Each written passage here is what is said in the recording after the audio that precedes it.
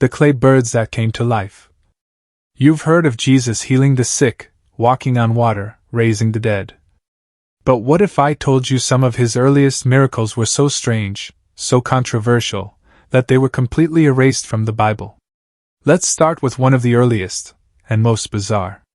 According to the Infancy Gospel of Thomas, a banned gospel never included in the Bible, Jesus was playing by a stream. He molded 12 small sparrows out of clay. Just a child playing with mud. Nothing sacred, yet. Then a Jewish elder saw him and shouted, "It's the Sabbath! You can't create on the Sabbath!" It was a serious accusation. But Jesus didn't argue. Instead, he clapped his hands and said one word, "Fly." And just like that, the clay birds sprang to life and soared into the sky. Why was this miracle banned? Because it terrified early church leaders. A child, not yet a man, creating life? That wasn't the Jesus they wanted the world to see. It felt too magical, too pagan, too close to a God that creates, not just heals. So they left it out. Not because it wasn't powerful, but because it was too powerful. But what if I told you Jesus performed a miracle even before he was born? The voice from the womb. Before he even opened his eyes, Jesus allegedly spoke. According to the Arabic Infancy Gospel, another banned text rejected by the early church, Jesus spoke while still inside Mary's womb. The story says that as Mary approached a troubled village, people questioned her pregnancy. Whispers turned into accusations. She was unmarried, alone, and visibly expecting a child. And just as a priest was about to condemn her, a voice came from within her. Not hers, the child's. He said, "I am the Son of God, born of a virgin. Judge not what you do not understand." That moment stopped the crowd. Not just because a fetus had spoken, but because what he said claimed divinity before birth. Why was this miracle banned? Because it shattered the timeline. It suggested that Jesus didn't just become aware of his mission later in life. He always knew. From the womb. To early theologians, that was too much. Too divine. Too different from the humble, learning Jesus the church tried to shape. So, the miracle was erased. And the voice from the womb was silenced. But next, Jesus wouldn't just speak. He would curse and kill. Cursing a child who bumped into him. Not every miracle was kind. Some were unsettling. In the Infancy Gospel of Thomas, there's a story the church refused to keep. Because in this one, Jesus doesn't heal. He curses. Jesus, still a young boy, is walking through his village. A child runs past and accidentally bumps into him. It's a harmless mistake. But Jesus stops, turns, and says, "You shall go no further on your way." And immediately, the child falls dead. Just like that. Word spreads fast. Another boy's parents confront Mary, furious. But Jesus isn't done. He says, "Anyone who speaks against me shall be struck blind." And suddenly, those who challenge him go blind. Eventually, after pleas and panic, Jesus calms down. He restores the sight. He revives the child. But the damage to his image was done. Why was this story banned?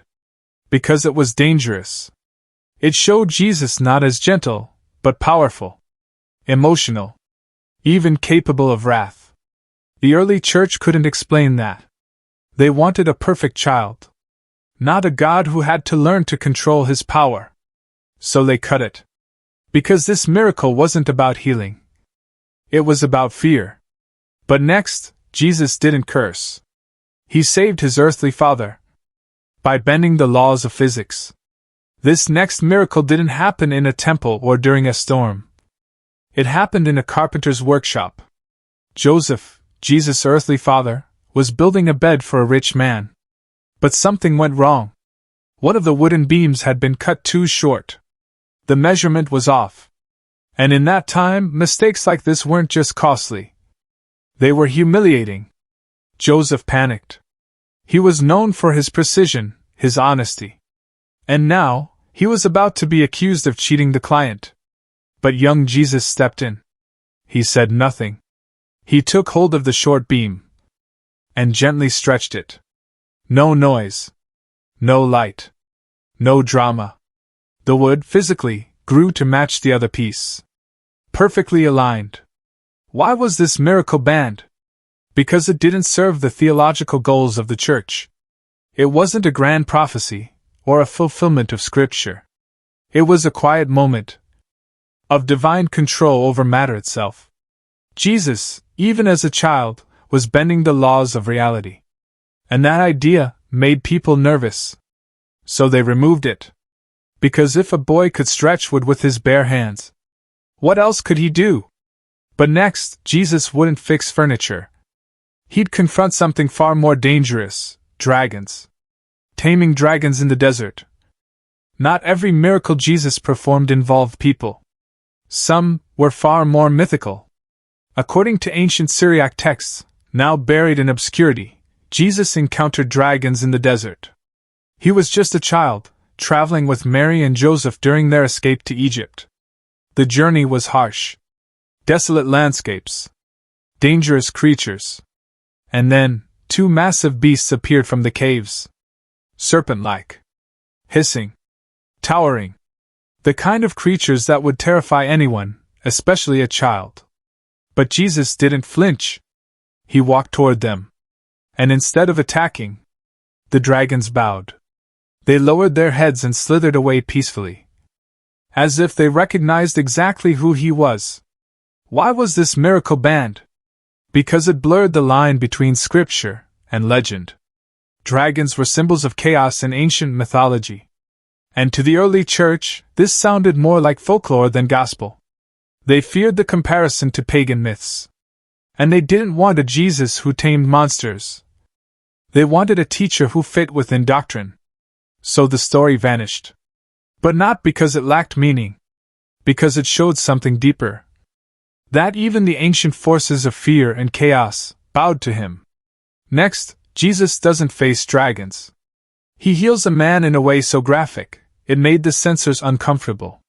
Healing a man's withered genitals. This next miracle wasn't just banned. It was buried. According to the Gospel of the Hebrews, Jesus once healed a man with a condition so taboo. Early church leaders wouldn't even say the words out loud. The man was suffering from a severe deformity. His genitals were withered. Not only was he in pain, he was also seen as cursed, unclean, and excluded from society. He came to Jesus in secret. Ashamed. Desperate. And Jesus didn't turn him away. He placed his hand on the man's lower abdomen. And the damage was undone. Muscles restored. Pain gone. The man wept. Not just from healing, but from the dignity he got back. So why was this miracle banned? Because it was too graphic. Too uncomfortable for public reading. And too challenging to the social norms of the time. The church was trying to build an image of holy miracles. Healing blindness, leprosy, paralysis. But this was too intimate. Too physical. And yet, it was one of the most human acts of all. Restoring not just flesh, but manhood. Identity. Worth. But that's not the only miracle they erased. Next, Jesus raises a man from the dead. Not to show mercy, but to prove a point.